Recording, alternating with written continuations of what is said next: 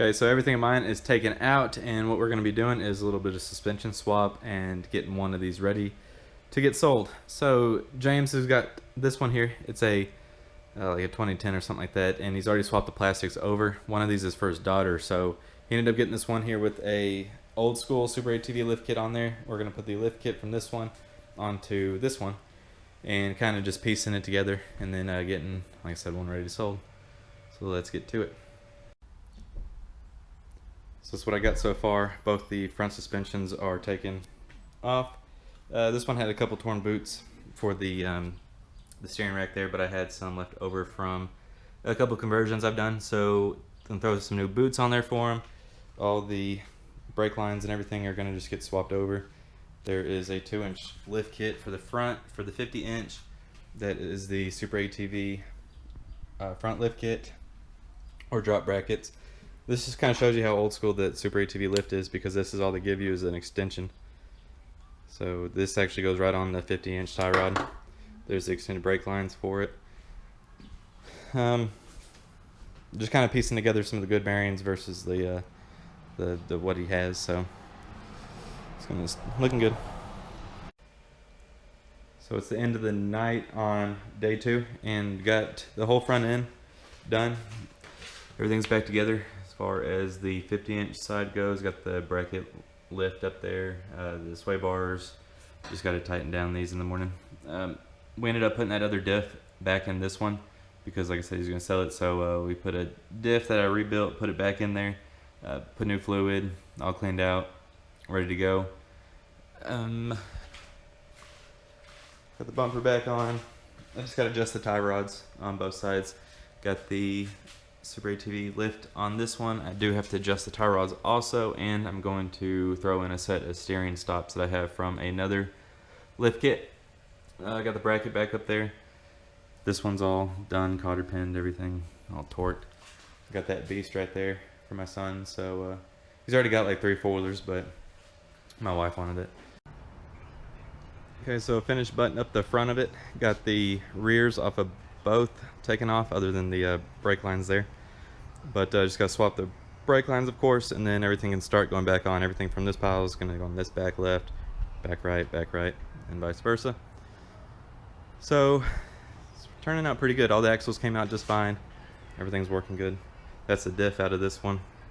So I know it's not too many like how or step-by-step processes, but I mean, it's just unbolting stuff, and everything's going smooth, and I'm trying to get this done quick because, like, you know, Nationals is coming up, so that's kind of what's going on. So got all of the rear on, other than just the hubs there, and like I said, I got to bleed the brakes one last time, but everything did swap over very nicely, very easily. So I'm going to do the bed cutout on this one, like I've done in previous videos. I just cut it out there, down there, and pull this whole center console off. I do have a video on that a few ways back. Yeah, everything's going good. The guy's coming to get them tomorrow morning, so got to finish those up. And then you got Kevin's 570 right here. We're gonna do a little bit to that. So, yep, just okay. So like I said, I'm sorry that it wasn't kind of a step-by-step process, but I just needed to get these done because he's coming to pick them up today at noon, I think. And I mean, I got them started on Monday, didn't really work on them Tuesday, but everything is done. Suspension, of course. Gotta charge his battery right now. This one's all swapped over. This one's all swapped over.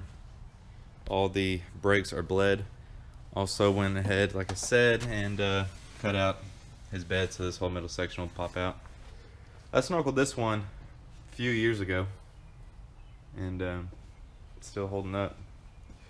Of course, all the alignments are good, straight. So it's not gonna be you know, a fun little video, but figured to show you what's going on in the shop.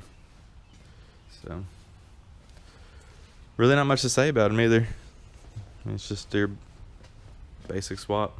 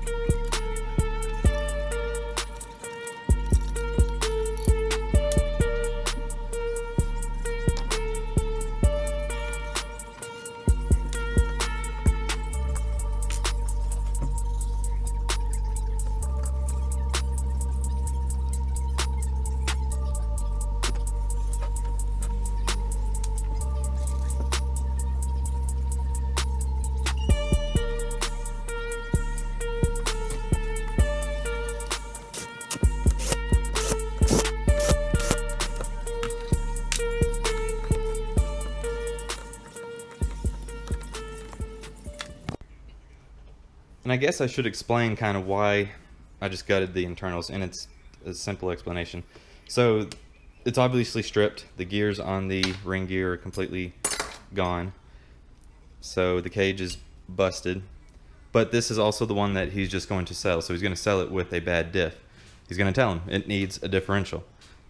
So when I had this ring gear in there, it was just, since the pinion gear is still pretty good, but the ring gear's not, as it was turning, it was catching the ring gear and catching all the teeth there, and it was jumping and blocking up real bad, as be expected, but I mean, it was worth a shot anyway. So that's what we did, just gutted it out. You can, because the ring gear doesn't ride on anything. You just have the two outer bearings on the axles, and then the middle parts in there are going to ride on that. So there's really no load bearing on any of this. It's not going to affect anything. It's still going to turn freely. You just obviously won't have no four-wheel drive, but now it's not going to bind up on us or lock up on us, and he'll just be able to sell it and say it needs a new diff. So just a little tip while I got this thing all apart. You know, you can use the roll pin back in it and everything, but these things are a pain in the butt, and they don't press out good. They don't go in good. So what I've been doing is just taking a grade 8 bolt, and really the grade doesn't matter just because it's not going to be having force on it. It's just mainly to keep the shaft from coming out, because all your force is obviously on the splines. So just get a 3/8 or something, put it in there, and it'll go through the yoke, and then put you a nut on the back side, and that is a whole lot easier to take in and out than the roll pin. And it seems like it takes a little bit of the slop up and down out of the shaft. And so we just put a bolt in there, tighten it up, and then it'll be easy to get in and out for the next time.